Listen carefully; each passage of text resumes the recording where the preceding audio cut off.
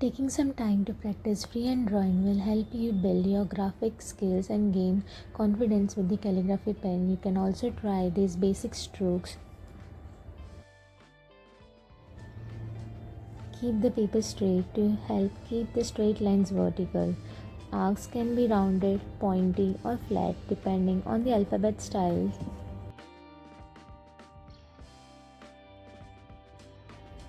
Try to make curved strokes look like little moons.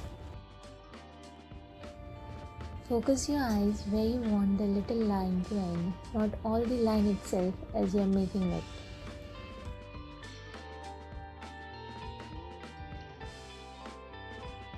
Practice moving the pen quickly and freely.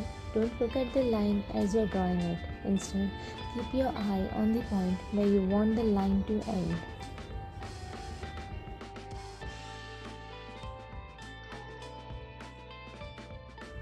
Practice maintaining your nib angle and establish a rhythm to your writing.